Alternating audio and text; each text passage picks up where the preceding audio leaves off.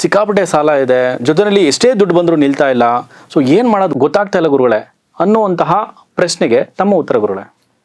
ಮೊದಲನೇದಾಗಿ ಸಾಲ ಸಾಲ ಅಂತ ಮಾಡಿಕೊಂಡಾಗ ಮಾನಸಿಕವಾಗಿ, ದೈಹಿಕವಾಗಿ ಹಾಗೂ ಆರ್ಥಿಕವಾಗಿ 3 ವಿಚಾರದಲ್ಲಿ ಮನುಷ್ಯನಿಗೆ ಸಮಸ್ಯೆಯನ್ನು ಕಾಣ್ತಾ ಇರ್ತಾರೆ. ಯಾಕೆ ಅಂದರೆ ಸಾಲ ಯಾವಾಗ ಆಗುತ್ತೆ ಅಂದರೆ ಸಮಸ್ಯೆ ಆದಾಗ ಸಾಲ ಆಗುತ್ತೆ. ಸಮಸ್ಯೆ ಆಗುತ್ತೆ ಅಂದರೆ ಸಮಸ್ಯೆಗಳನ್ನ ನಾವೇ ಮಾಡ್ಕೊಳ್ಳುವಂಥದ್ದು. ಆ ಸಮಸ್ಯೆಗಳಿಂದ ದೂರ ಬರಲಿಕ್ಕೋಸ್ಕರ ಇನ್ನೊಂದಷ್ಟು ಸಮಸ್ಯೆಗಳು, ಅಂದರೆ ಸಾಲ ಮಾಡಿರ್ತಾರೆ, ಯಾರೋ 50,000 ಸಾಲ ಮಾಡಿರ್ತಾರೆ, ಏನೋ ಒಂದು ಕಷ್ಟಕ್ಕೆ, ಮಕ್ಕಳಿಗೆ ಸ್ಕೂಲ್ಗೋ ಇನ್ನೊಂದಕ್ಕೋ ಮತ್ತೊಂದಕ್ಕೋ ಹುಷಾರಿಲ್ದೇನೋ ಏನೋ ಮಾಡಿರ್ತಾರೆ. ಆ 50,000 ತೀರ್ಸಕ್ಕಾಗಲಿದೆ ಏನಾಗುತ್ತೆ, 70,000 ಸಾಲ ಮಾಡ್ಬಿಟ್ಟು 50,000 ತೀರ್ಸಿರ್ತಾರೆ, ಅವ್ರ ಬಡ್ಡಿ ಗಿಡ್ಡಿ ಎಲ್ಲ ಸರಿ 70,000 ಆಗೋಗಿರ್ತದೆ. ಈ 70,000 ಸಾಲ ಏನಾಗೋಗುತ್ತೆ, 1.25 ಲಕ್ಷ ಆಗೋಗುತ್ತೆ. ಈ ರೀತಿಯಾಗಿ ಹಿರಿದಾದಂತಹ ಬೆಟ್ಟ ಆಗುತ್ತೆ. ಆಗ ಅವ್ರಿಗೇನಾಗುತ್ತೆ, ನನ್ನ ತಲೆ ಮೇಲೆ ಇಷ್ಟೊಂದು ಬೆಟ್ಟ ಇದೆ, ನಾನು ಹೆಂಗೆ ಜೀವನ ಸಾಗಿಸ್ಲಿ ಅಂತ ತುಂಬ ಸಮಸ್ಯೆ ಅವ್ರು ಕಾಡಿಸ್ತಾ ಇರ್ತದೆ. ಆದರೆ ಖಂಡಿತವಾಗ್ಲೂ ಕೆಲವೊಂದು ಸಿಂಪಲ್ ಆಗಿರುವಂತಹ ಪರಿಹಾರ ಹೇಳ್ಕೊಡ್ತೀನಿ.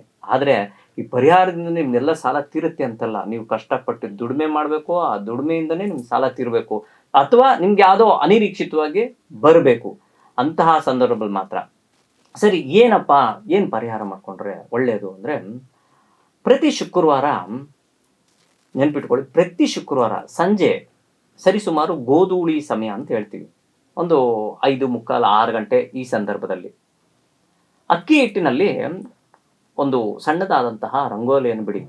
ಅದು ಅಷ್ಟಕಮಲ ದಳವಾಗಿದ್ರೆ ಅಂದರೆ ದಳಗಳಿರಬೇಕು, ಅದು ತುಂಬ ಒಳ್ಳೆಯದು. ಅಂತಹ ಒಂದು ರಂಗೋಲಿಯಲ್ಲಿ ಚಿತ್ರವಾಗಿ ಬಿಟ್ಟಾಗ, ಅಂದರೆ ಒಂದು ಸ್ವಲ್ಪ ಬಣ್ಣಗಳು ಸೇರಿಸಿದ್ರೂ ಪರವಾಗಿಲ್ಲ, ಅಥವಾ ಬರೀ ಅಕ್ಕಿಟ್ಟಿನಿಂದ ರಂಗೋಲಿಯನ್ನು ಬಿಟ್ಟು ಆ ಒಂದು ರಂಗೋಲಿಯ ಮಧ್ಯಭಾಗದಲ್ಲಿ ನಿಮ್ಮ ಮನೇಲಿ ಚಿಕ್ಕದೊಂದು ಲಕ್ಷ್ಮಿ ಫೋಟೋ ಇದ್ದೇ ಇರ್ತದೆ, ಯಾರ ಮನೆಯಲ್ಲೂ ಇರಲಿಲ್ಲ ಅಂದ್ರೂ ಒಂದು 30 ರೂಪಾಯಿ ಕೊಟ್ಟರೆ ಕೊಡ್ತಾರೆ ಚಿಕ್ಕದೊಂದು. ಆ ಫೋಟೋ ನಿಲ್ಲಿಸ್ಬಿಟ್ಟು ಅಲ್ಲಿ ಒಂದು ವಿಳೆದೆಲೆ ಮೇಲೆ ಲಕ್ಷ್ಮಿಯ ಅಷ್ಟೋತ್ತರವನ್ನು ಹೇಳ್ತಾ ಕುಂಕುಮಾರ್ಚನೆ ಮಾಡಿದ್ರೆ ಪ್ರತಿ ಶುಕ್ರವಾರ, ಇದನ್ನು ನೆನ್ಪಿಟ್ಕೊಳ್ಳಿ. ಜೊತೆಗೆ ಒಂದಷ್ಟು ದೇವಿಗೆ ಪ್ರಸಾದ, ಏನಾದರೂ ಸರಿ ಸಿಹಿಯಾದಂತಹ ಪ್ರಸಾದ, ಅಥವಾ ಹಾಲಿನಿಂದ ಕೂಡಿರುವಂತಹ ಪ್ರಸಾದ, ಅಥವಾ ತುಪ್ಪದಿಂದ ಕೂಡಿರುವಂತಹ ಪ್ರಸಾದ, ಸ್ವಲ್ಪನೇ ಸರಿ, ನಿಮ್ಗೆ ಅವ್ರಿಗೆ ಅನುಕೂಲ ಹೆಂಗಾಗುತ್ತೆ ಹಂಗೆ ಮಾಡಿದ್ರೆ ಪ್ರಸಾದವನ್ನು ಇಟ್ಬಿಟ್ಟು ಅರ್ಚನೆ ಮಾಡಿ ಆ ಲಕ್ಷ್ಮಿಯನ್ನ ಸಂಪೂರ್ಣವಾಗಿ, ನನ್ನ ಜವಾಬ್ದಾರಿ ಎಲ್ಲ ನಿನ್ನ ಮೇಲೆ ಬಿಟ್ಟಿದ್ದೀನಮ್ಮ, ನನ್ನ ಎಲ್ಲ ಕಷ್ಟ ಕಾರ್ಪಣ್ಯಗಳು ಸಾಲ ಬಾಧೆ ನಿವಾರಣೆ ಆಗಲಿ ಅಂತ ಹೇಳ್ಬಿಟ್ಟು ನಮಸ್ಕಾರ ಮಾಡಿಕೊಂಡು ಆ ಕುಂಕುಮವನ್ನು, ಅರ್ಚನೆ ಕುಂಕುಮನ ಪೂಜೆಯ ನಂತರ ಹಣೆಗೆ ಧರಿಸ್ಕೊಳ್ಳುವಂಥದ್ದು. ವಾರ 16 ವಾರ ಈ ರೀತಿ ಮಾಡುವಂಥ ಪ್ರಯತ್ನ ಮಾಡಿ, ತುಂಬ ಖಂಡಿತ ಒಳ್ಳೆಯದಾಗುತ್ತೆ. ಇನ್ನೊಂದು ವಿಚಾರ ಹೇಳ್ತೀನಿ, ಸ್ವಾಮಿ ನನಗೆ ಓದೋಕ್ಕೆ ಬರಲ್ಲ, ಅರ್ಚನೆ ಮಾಡಿ ಅಂತ ಹೇಳ್ತೀರಾ. ನಾವು ಯಾವುದೋ ಗ್ರಾಮಾಂತರದಲ್ಲಿ ನಾವೇನು ಮಾಡೋದು ಅಂದರೆ, ಸಾಮಾನ್ಯವಾಗಿ ಈಗ ಎಲ್ಲರ ಮನೆಯಲ್ಲೂ ಒಂದು ಸ್ಮಾರ್ಟ್ ಫೋನ್ ಇದ್ದೇ ಇರ್ತದೆ. ಆ ಫೋನಲ್ಲಿ ಒಂದು ಒಳ್ಳೆಯ ಮಂತ್ರ ಇದೆ, ಆ ಮಂತ್ರವನ್ನು ಡೌನ್ಲೋಡ್ ಮಾಡ್ಕೊಳ್ಳಿ. ಅದು ಸಾಕ್ಷಾತ್ತು ಶಂಕರಾಚಾರ್ಯರು ರಚನೆ ಮಾಡಿರುವಂಥದ್ದು. ಕನಕದಾರ ಸ್ತೋತ್ರ ಅಂತ ಇದ್ರ ಹೆಸರು.